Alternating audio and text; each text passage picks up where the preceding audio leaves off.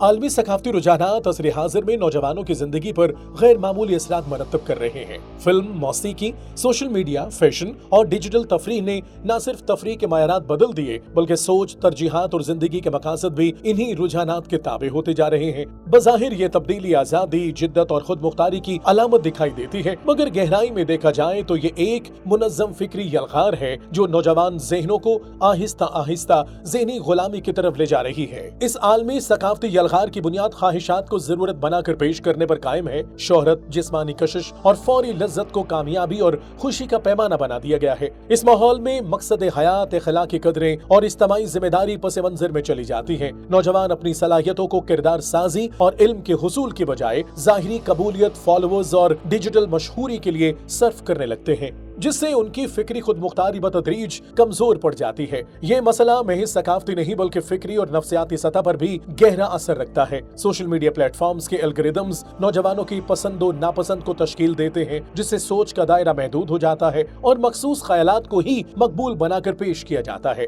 اختلاف رائے کو غیر ضروری یا منفی قرار دیا جاتا ہے۔ یوں آزادی اظہار کے نام پر فکری یکسانیت مسلط ہو جاتی ہے۔ نتیجتاً نوجوان خود کو آزاد سمجھتے ہیں مگر در حقیقت وہ استعماری قوتوں کے بنائے ہوئے سانچوں میں ڈھل رہے ہوتے ہیں۔ اسلام نوجوانوں کو محض تفریح کا صارف نہیں بلکہ شعور، مقصد اور ذمہ داری کا حامل انسان بناتا ہے۔ اسلامی فکر غور و فکر، سوال اٹھانے اور حق و باطل میں امتیاز کی صلاحیت پیدا کرتی ہے۔ یہ نوجوان کی شناخت کو اس کے عقیدے، اخلاق اور تہذیبی ورثے سے جوڑتی ہے، نہ کہ وقتی رجحانات اور مصنوعی معیار کامیابی سے۔ جب نوجوان قرآن و سنت کی روشنی میں اپنی شخصیت کی تعمیر کرتے ہیں تو وہ بیرونی دباؤ کے مد مقابل ایک مضبوط اور خود مختار فکری وجود بن جاتے ہیں۔ آج ضرورت اس بات کی ہے کہ نوجوانوں کو پاپ کلچر کے مقابل محض وقتی یا سطحی متبادل نہیں بلکہ ایک جامع فکری و تہذیبی بیانیہ فراہم کیا جائے۔ ایسا بیانیہ جو علم، عدل، وقار اور مقصدیت کو زندگی کا مرکز بنائے اور نوجوان کو انسانیت کی حقیقی خدمت کے لیے تیار کرے۔ یہ مقصد صرف انفرادی اصلاح سے